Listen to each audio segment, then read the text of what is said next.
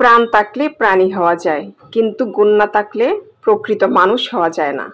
মানুষ হিসেবে আপনি সর্বগুণে গুণান্বিত হতে পারবেন না, কিন্তু কিছু গুণ আপনাকে এনে দিতে পারে অভূতপূর্ব সম্মান, পৌঁছে দিতে পারে সাফল্যের স্বর্ণচূড়ায়।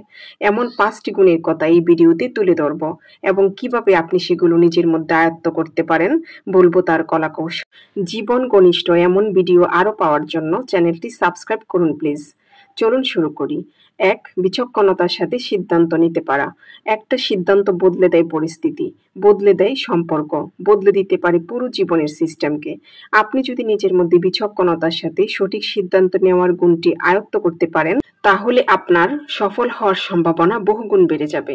কয়লা থেকে হীরায় পরিণত হয়ে যেতে পারেন। পৃথিবীর সফল সম্মানিত ব্যক্তিরা সঠিক সিদ্ধান্তের মাধ্যমে সাফল্যের প্রথম সোপানে পা রেখেছে। বিচক্ষণতার সাথে সঠিক সিদ্ধান্ত নিতে যা করবেন, প্রথমে সিদ্ধান্ত নেওয়ার জন্য দায়িত্বশীল হন, না হলে অন্যরা আপনার সিদ্ধান্তে প্রভাব ফেলতে পারে। ভালো সম্ভাবনা থাকলে সিদ্ধান্তে ঝুঁকি নেওয়ার মন মানসিকতা রাখুন। সিদ্ধান্ত নেওয়ার আগে ভবিষ্যৎ বাস্তব পরিস্থিতি কি হতে পারে সেটা আপনার ভাবনায় নিয়ে আসুন, এবং সেই ভাবনাকে গুরুত্বের সাথে বিবেচনা করুন।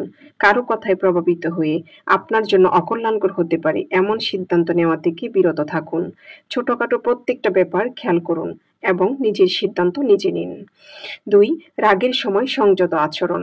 রাগের সময় নিজেকে সংযত রাখার মাধ্যমে ষড়যন্ত্রকারীরাও তাদের ষড়যন্ত্রকে সফল করে ফেলে। রাগের সময় উত্তেজিত হলে আপনি সঠিক হওয়া সত্ত্বেও হেরে যাবেন। সবাই আপনার দিকে আঙুল তুলবে, আপনি সঠিক যুক্তি উপস্থাপন করতে ব্যর্থ হবেন। আপনার প্রতিপক্ষ দোষী হওয়া সত্ত্বেও আপনি তাকে দোষী প্রমাণ করতে পারবেন না। ভুল আচরণে আপনি অপরাধী হয়ে যাবেন। নিজেকে সংযত রাখতে যা করবেন, রাগের সময় উত্তেজিত হয়ে যাওয়াকে প্রথমত ঘৃণা করুন। তারপর রাগ নিয়ন্ত্রণের জন্য নিজের সাথে নিজে ওয়াদা করুন। এরপর প্র্যাকটিস শুরু করুন। যখনই এরকম পরিস্থিতি তৈরি হবে, তখন নিজের সাথে করা ওয়াদার কথা স্মরণ করুন। কিছুক্ষণ চুপ থাকুন, সৃষ্টিকর্তার আশ্রয় প্রার্থনা করুন। এরপর প্রয়োজন মনে হলে জবাব দিন। আর এই কাজটা শুরু করুন আপনার খুব কাছের মানুষদের থেকে। এটা আপনি 1-2 দিনে আয়ত্ত করতে পারবেন না, কিন্তু বারবার চেষ্টা করতে করতে রাগ আপনার অনেকটা কন্ট্রোলে চলে আসবে। 3. নিজের কাজের প্রতি যত্নশীল থাকা। মানুষ শ্রেষ্ঠত্বের প্রমাণ তার কাজের মাধ্যমেই রাখে। মানুষ তার কাজের জন্যই মরে গিয়েও বেঁচে থাকে। আপনি যখন যে কাজটা করবেন সেটা আগ্রহ ভরে ভালোবেসে করুন। মন প্রাণ ঢেলে মনোযোগের সাথে করুন। বিশেষ করে আপনার স্বপ্ন পূরণের কাজ, ভবিষ্যৎ গড়ার কাজ। সেটা হতে পারে পড়াশোনা, প্রশিক্ষণ, চাকরি বা ব্যবসা। আপনি যদি অন্যের চাকরিও করেন আর আপনার কাজের দায়িত্ব নিজের মনে করে ভালোবেসে যত্নের সাথে করেন, তবে সেখানেও আপনি সফল হবেন। আপনার বেতন বাড়বে, প্রমোশন হবে, সেই সাথে পাবেন সম্মান। মূলত নিজের কাজের প্রতি যত্নশীল মানুষ কোথাও হারে না, থেমেও যায় না। তাই ছোট বড় সব কাজ মন দিয়ে করুন, যেন আপনার হাতে সব কাজই হীরার মতো ঝলমল করে। মানুষের সত্যিকারের পরিচয় তার কাজের মাধ্যমে হয়। অন্য সবকিছু ফাঁকা বলি, কোনোটাই আসল নয়। 4. ওয়াদা পালনে সচেষ্ট হওয়া। কথা দিয়ে কথা রক্ষা করা উত্তম ব্যক্তিত্বের লক্ষণ। আপনার ঘরে, বাইরে, কর্মক্ষেত্রে, সব জায়গায় সবার সাথে ওয়াদা করে ওয়াদা রক্ষা করার মহৎ গুণটি আপনাকে অনেক উচ্চ পর্যায়ে নিয়ে যাবে, আপনার কল্পনার চাইতেও বেশি।